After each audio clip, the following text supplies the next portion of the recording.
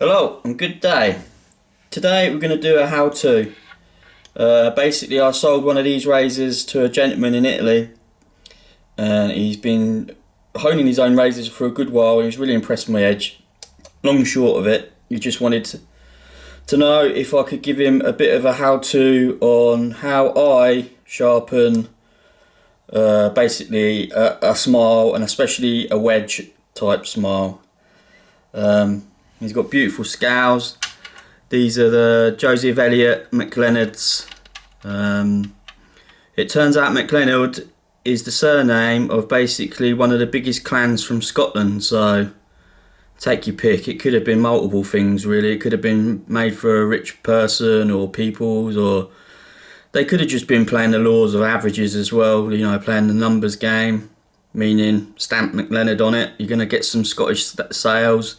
And I believe these were made around the time of kind of the big world sort of exhibitions and everything, and plenty of rich people floating around UK at that time. They did one in Paris and New York as well. Like I said, beautiful scales.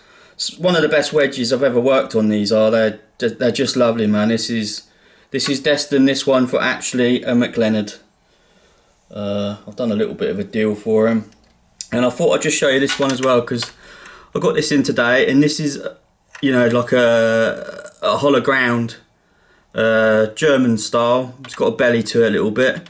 This is a Waltz wheat sheaf, hand forged, manufactured only at Wheat Sheaf Works, Sheffield. And if you look at it, it's got like a really, it's almost like one of them Japanese, are they like a Sato or something, where that's a lot more sweepy on them, but as soon as I saw it, it reminded me of them. So anyway, I'm going to give a little whirl on that. I'm going to put some tape on this as well. Like I said, it come in today, and it's got a little tiny nick in it, so I'm not worried about working it on the stones, but I don't want to put any hone wear on it at all, because I don't think it's ever been honed, frankly. So we'll protect the spine for today. I never go past 2,000 grits with tape on anymore. I'm sure I've said that in other videos and whatnot, and that's because I've realised that the very tip of the apex on your bevel, if you've got a stiff grind or a wedge especially, you're not hitting the tip, the very tip of the apex of your bevel when you're stropping. I've extensively tested it with microscope and everything, and what I'm going to use today as well is my old, I say old, it's my first Jnat basically. Call them, like, what would they call them? No, what is it? Well, I can't remember. Is it hewing marks? I think it is, but it's like some great big gouge, like machine, well, probably by hand, chisel marks. Just lovely, man. Got some little razor marks on the side here, so it's definitely been a, you know, heavily used razor. Home, I got it from Japan. It's supposedly a 1960s stone. It smelt like basically barber's lava when I got it, and not anymore, but it's got a nice stone smell to it, I must say. So it's got some swirls and stuff on the top. There's a little nick here, and that was on there when I got it, and there's a little tiny mark down here as well, both there when I got it, but it don't really affect your flow, do you know what I mean? It's, you know, especially that bit, I've always kept it so that part's facing me. It's fully dressed. What I do as well, where is it? I ain't actually got it to hand, hang on 2 seconds.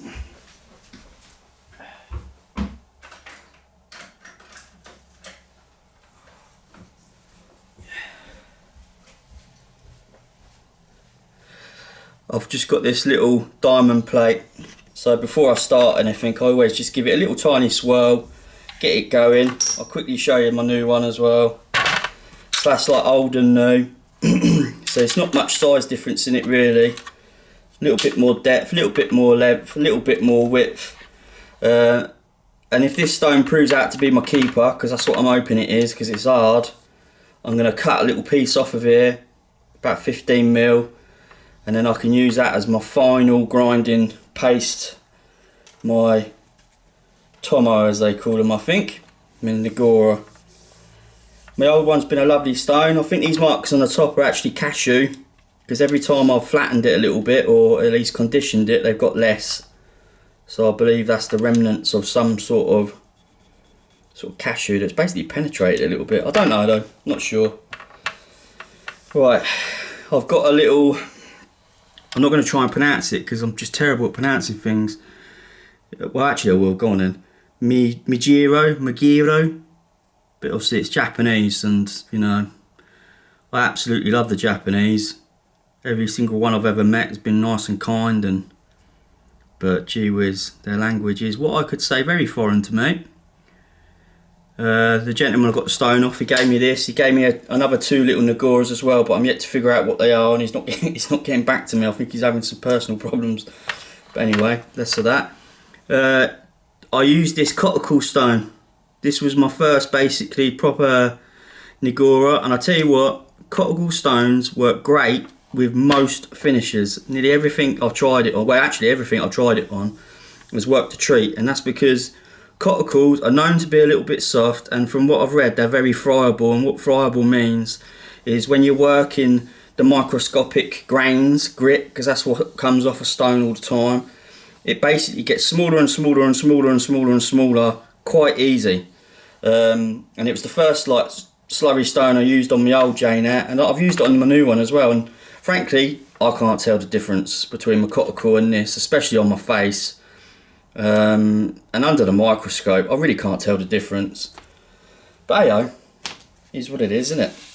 I often say, like, you know, you can say this, you can say that, but as soon as you put it on your face you never tell the difference. If it's a good edge, it's a good edge. Right, let's try and show this. I've tried to pick the best place in my house is to show off the stone a little bit and to show you what I'm doing. Let's get a little bit wet so it shows us some of itself a little bit.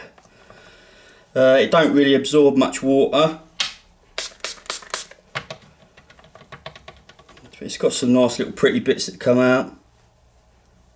Under the microscope there's a few little bits of sort of red parts, but I've never had anything pop up. The only time I've ever had something pop up on this that wouldn't say it damaged my edge, but it definitely scratched the bevel, is when I went through a phase of tapping the top, like, you know, and then blinky tapping it to get the bit of the fluid off. Like, just don't do that. Do not do that, especially to a stone, a sediment based stone that's not so much on the softer side, but it damages the top. And I proved it because I looked under my microscope, and there was basically every time I did it there was like this little microscopic crater, and yeah, it does look nice in the sun. From what I can see anyway, it looks nice in the sun kind of thing. It pops out a bit, whereas my new Jnat is quite a sort of uniform, basically don't really do nothing. Just gets a bit darker, and it don't absorb any water, the harder one. See, when I first like ventured into the Jnat territory and everything, I did a lot of study before I'd even bothered looking. I found somebody in Japan who seemed at least sort of, well, consistent with his offerings and stuff, so it don't really change much. There's a few like sort of, well, I don't know what you call them, but sort of like spots that come up here and there, but yeah, it's quite what's the word, is it homogeneous? I think it is. Well, that means it's uniform. And just to quickly show you the differences in softness, so yeah, when I researched it, like, I got in contact with a fella and everything, and he seemed to know what he was talking about. Seemed to be coming from at least a mostly honest place, I'd say.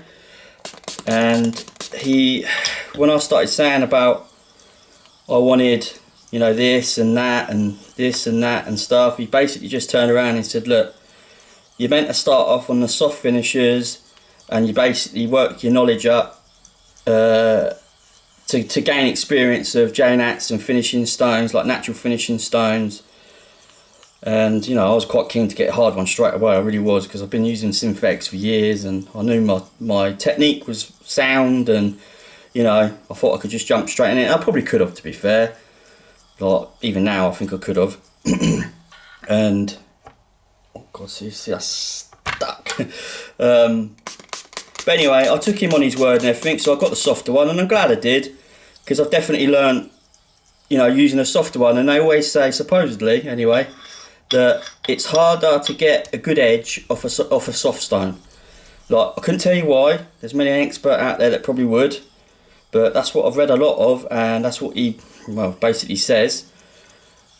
See, look at that beautiful, beautiful slurry. And I'll tell you what, some of the best edges I've got off this particular stone, it has been by using its own slurry. It's almost got like an avocado look to it.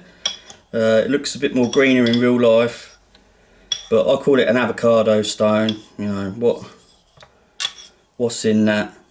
Who knows, eh? But that's what I've always kind of called it. Right, so that, you know, see that raised quite quick on that stone, didn't it? Come up quite quick.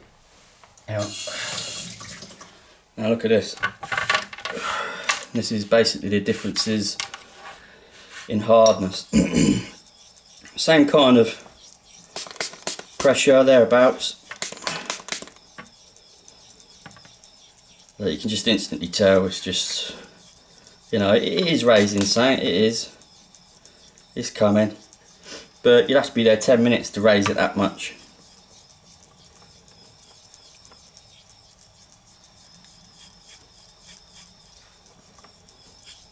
And that's the difference in hardness, basically, isn't it? You know.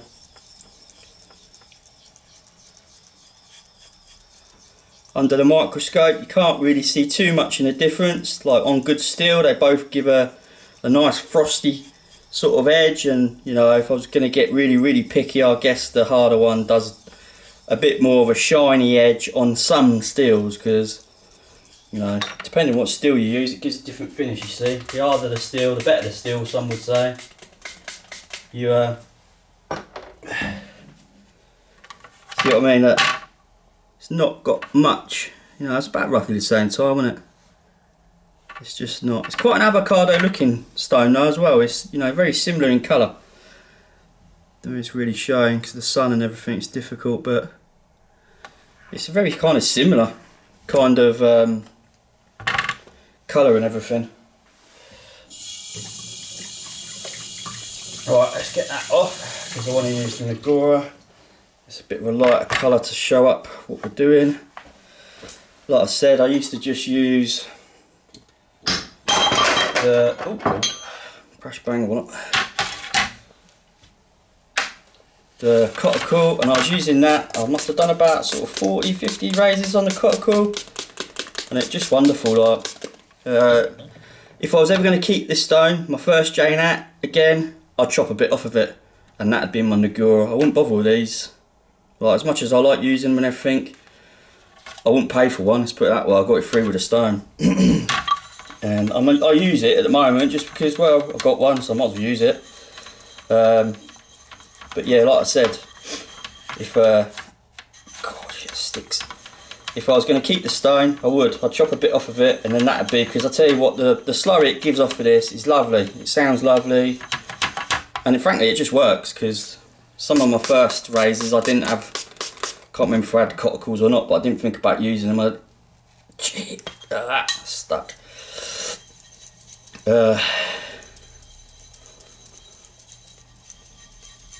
What's this? Nice and white. I'm mainly going to use this on this Jnat today because it should give more sort of contrast for the camera, basically. So there's no like maths science behind this. It's just practice. If you're already good at sharpening, honing, you'll have the knack pretty much straight away. You just, you know, basically got to practice, but obviously don't practice on your good razors. Try and find one on eBay cheap, or, you know, even speak to me. Do you know what I mean? Sometimes, you know, I don't mind selling razors on the cheap that I ain't honed, that might be for the bin in a way kind of thing, but, you know, as long as they ain't got like active rust on the edges and spine where you're going to be working, they're good to go on a stone to practice. I couldn't tell you how many stones I went through. Razors before. I actually found some in a drawer the other day that I'd just kind of tucked away because I knew they were good razors, but I didn't have the skill level. God knows how long they've been sat in there. What I find with these Jnats as well, like, they're always on the slope a bit. I ain't sure whether that was a Japanese thing. So the water kind of runs off, if you know what I mean. I don't know. I can't really say nothing because I don't know. But I've had 2 stones now, and both of them are on the piss a bit. Right, let's zoom this in a little bit. Hang on. Somewhere about there, isn't it? Just the old sun's moved a bit now. Does that, doesn't it? The old sun moves around. Hopefully, see if I can't move that over a little tiny bit. Yeah, well, that's good enough, isn't it? Eh? Right, so what we've got to do here, you've almost got to forget what you know about normal sort of honing in a way, but then in a way not. So normal, you're constantly just trying to keep it flat, ain't you? Like the edge of the bevel to your spine and whatnot. But what I've noticed I've always done is I've nearly always done a rolling kind of like X stroke, because basically nearly every razor I've ever come across don't lay perfectly flat on a stone. So as much as I see some people like and some razors I could do that to and whatnot, but I guess I've always just done like a rolling like X stroke. You know, it takes longer to hone doing the rolling X strokes, but I've kind of nearly always just done it. So you're not going to really see too much what I'm doing here because we've got a lot of water and a lot of slurry going on. But what I'm doing is I'm keeping that point of contact to that point of contact, and as you're going along you're keeping that point of contact to that point to that point, and you're basically just kind of going, let's have a look, right, ready, like that. That's effectively what you're doing. So as you're going forward, you're going down, and then you're kind of coming up. That's very exaggerated. You've just got to take extra care, I find, when you're doing your rolling X's, especially if you've got like a razor that's got quite a smile on it, like this one, that if you're not catching at the front here, you don't chase that too much. You don't chase your bevel too much on your lower stones, because if you do, you can accentuate the toe too much, and you'll end up chasing it around, and then it becomes a right old bugger to basically get the bevel.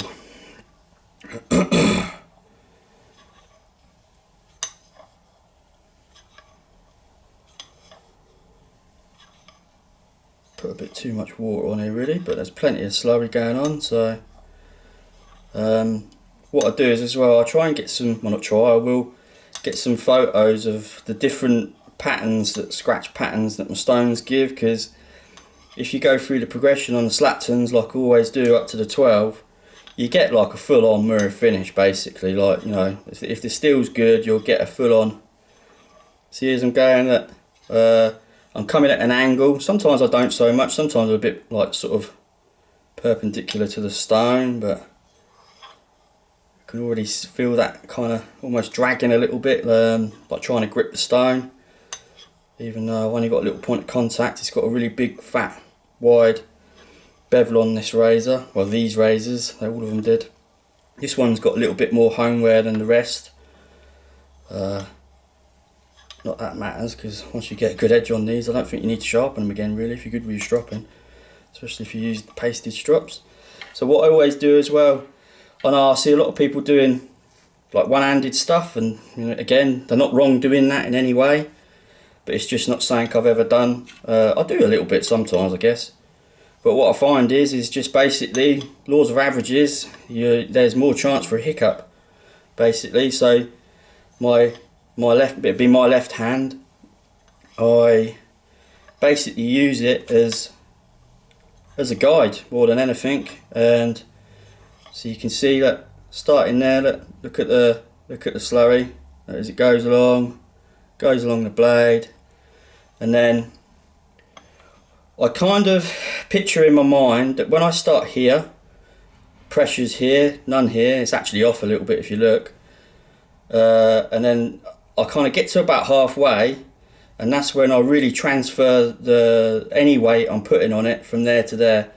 And you've got to remember, if you're using a wedge, you don't have to be too worried about being really, really delicate.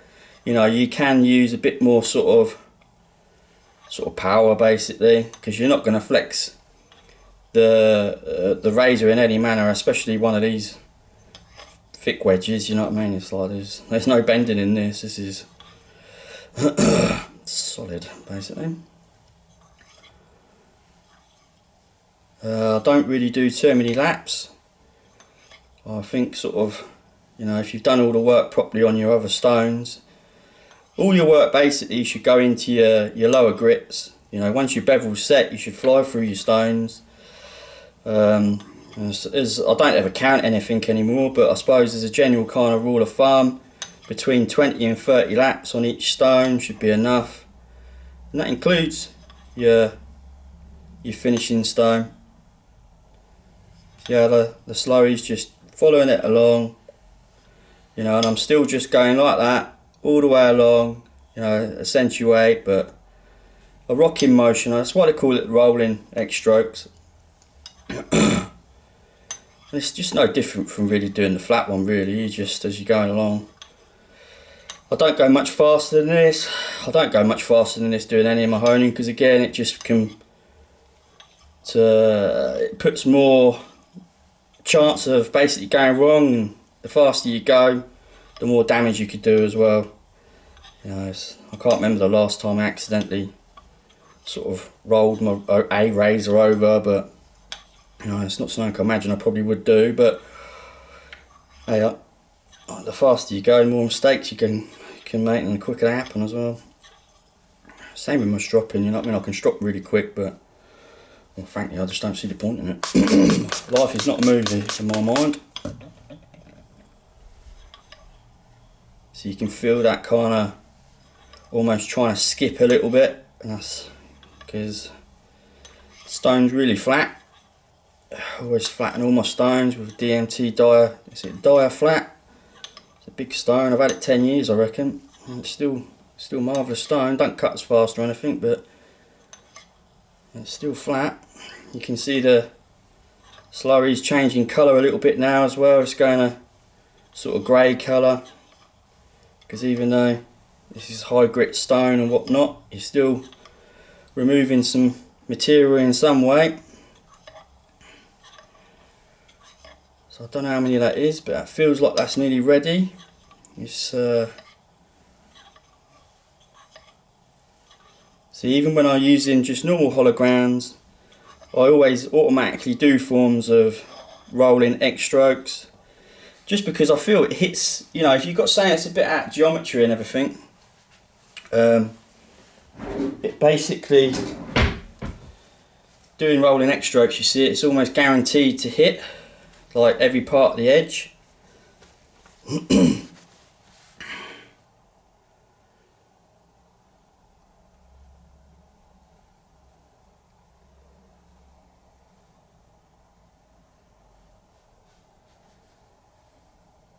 If you can see it.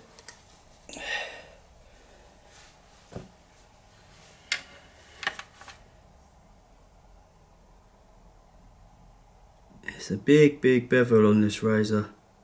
You know, homeware's a little bit uneven as well, but look at the bevel on it. Massive. Wonderful razors to shave with. It's almost like a kind of like buttery smooth feel to them. It's the only real word. You know, until you kind of shave with a razor that does that. You know, sometimes these razors, they don't pop hair. You know, like doing the hair tests and stuff. Sometimes they don't pass them tests.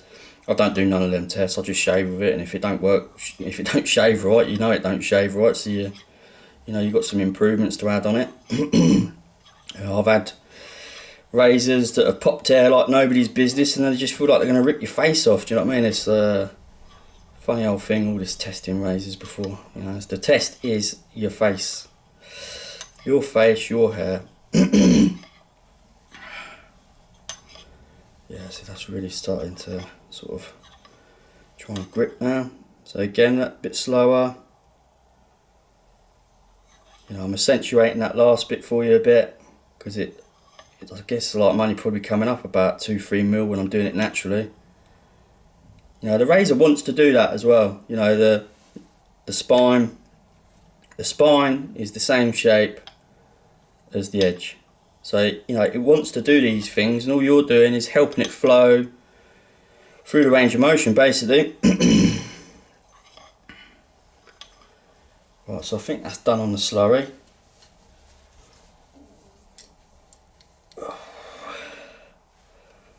Still got quite a shiny edge on these, I noticed that on the other ones.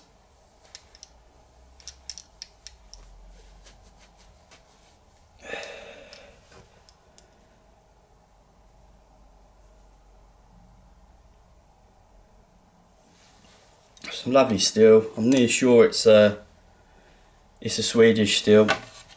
I'm near sure. One of them had like this little chip in it. It took a long time to get it out. Oh, I mean a long time. See how this little, well not little, but this hollow ground kind of acts. I've not seen one of these wheat sheaths in this particular style. You don't really see that many wheat sheaths around really. But I've always, well, considered them to be quite good razors.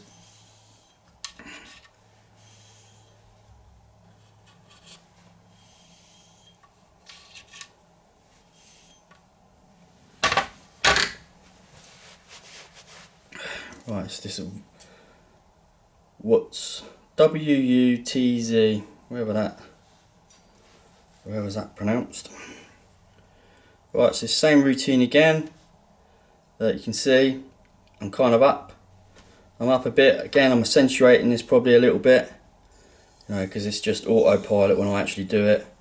Going along, pressure on the heel, chase it to about the middle. It's a bit off there, but I ain't done nothing to correct anything on this razor. Look. And then as it goes along, just make sure it always goes to your tip, but you've got to make sure you don't lift it up too much, you see, as well, because otherwise you start chasing it around here and you end up with an horrible toe looking thing. See, hear the sound difference?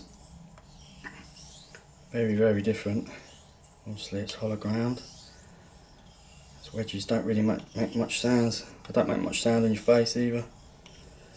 Interested to shave with this one though. Obviously this ain't going to be ready from here because it's got a chip in it, and I think it's got like a slight little, the tiniest of little frowns as well, like that should be. So what I'm going to do is I lightly remove a little bit from here and a tiny bit from here. Feels good still.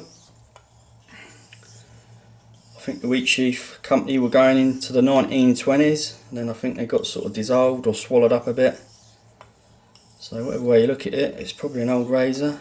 I need to double check that though, because I only just read that today on our forum, so I kind of like to check it first.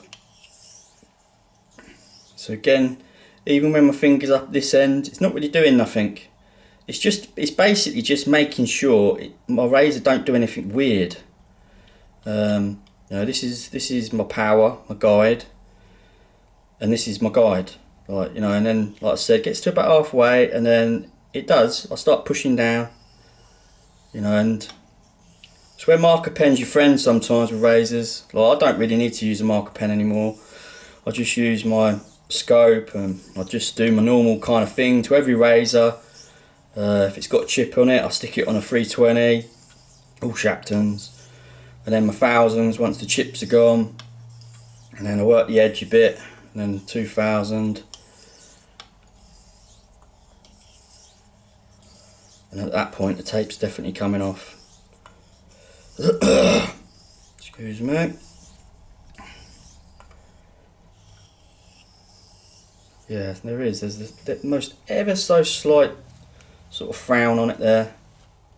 it's weird because it don't look like it's ever been honed. So, but then people do weird things on strops, especially a pasted strop. You know what I mean? If you've got some strong old compound on a strop, I don't think people realise how much it can actually cut steel. And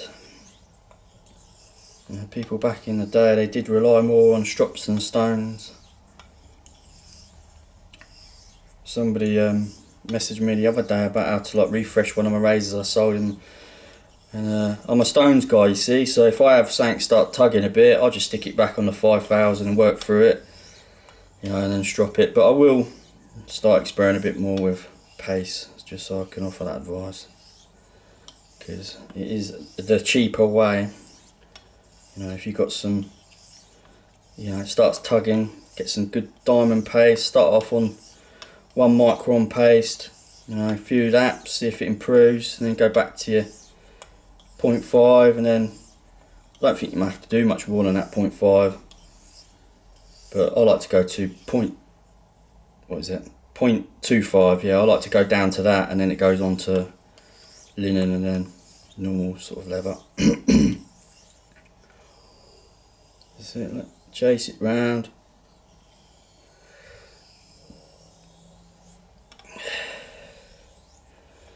The slurry always tells you where it's hitting, really, especially when you've got nice white slurry like this. And again, you can see the slurry's going a bit grey. But yeah, it's definitely good steel on it. Sounds nice.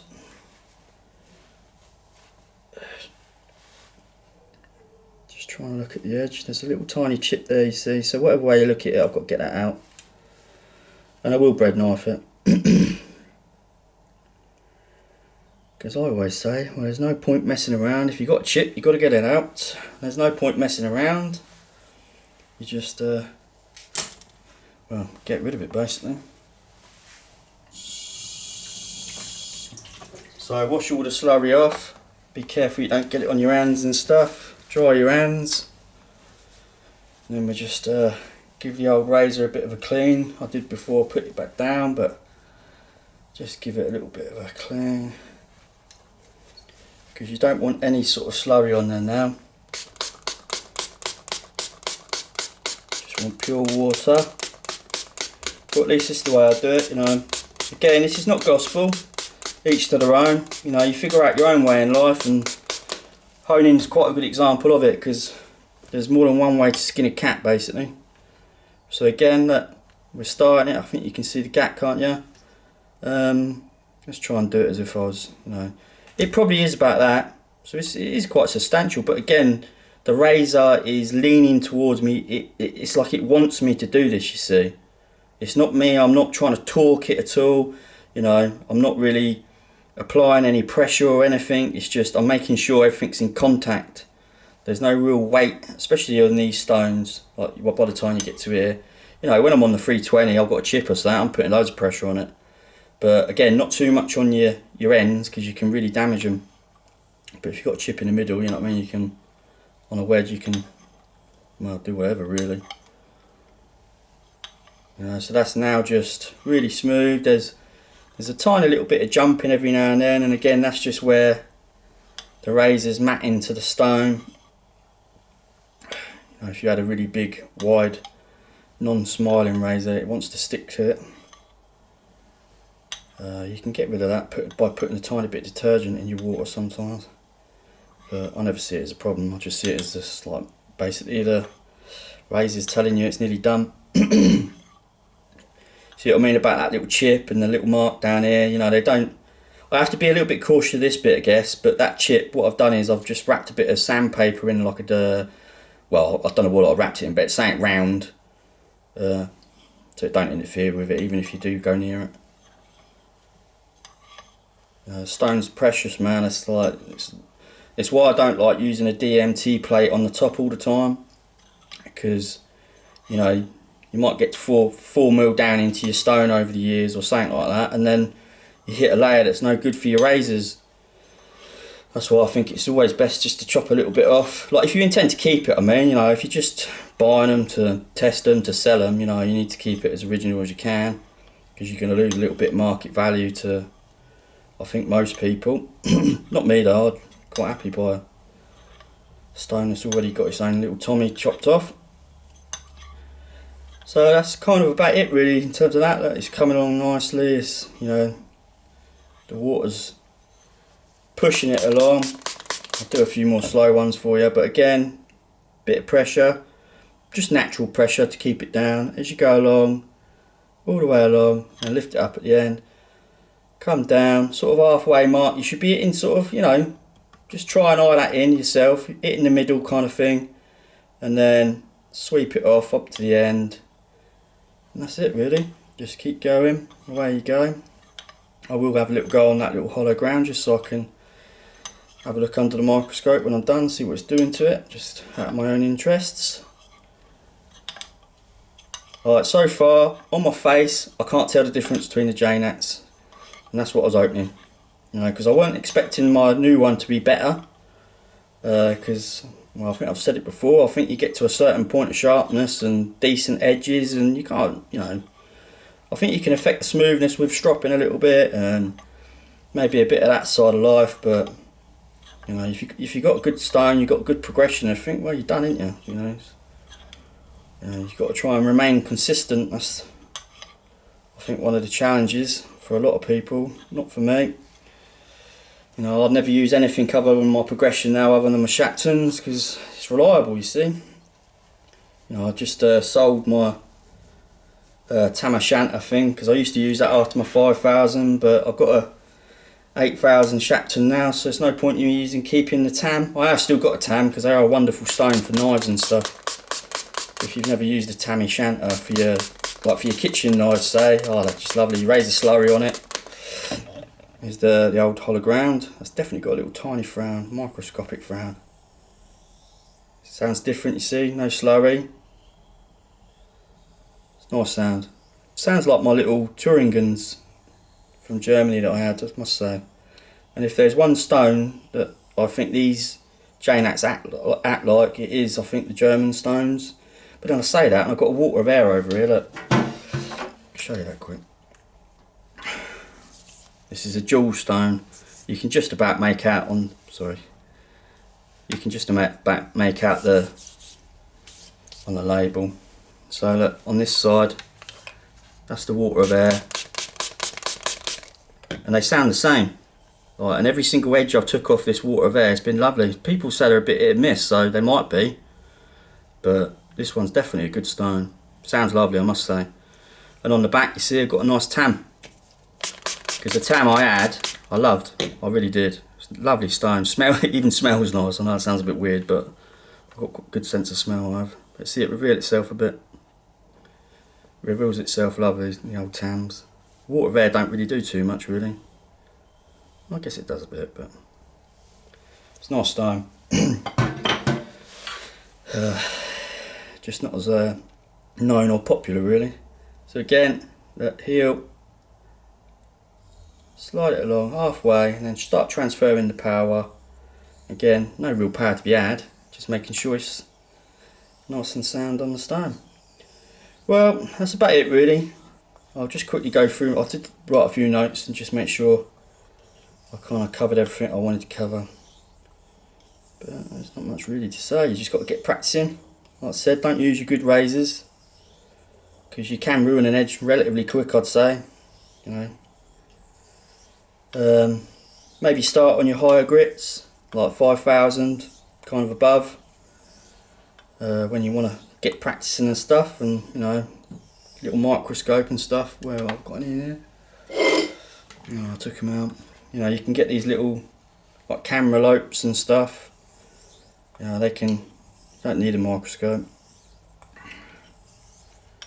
In fact, I'd say start without one really, because you get more your touch and feel going then. Right, that's enough on that though, because like I said, I'm not honing that really. I just to demo. Let's have a little look at my notes. Keep sweeping contact on the time, all the time, adjacent to the edge and the spine.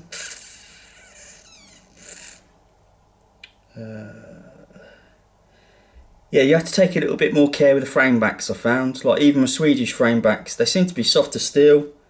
So again, on your heel and your toe, you have to be a little bit more careful, I'd say. That's just a feeling though, because I don't know, but I don't know, it just feels like a bit softer.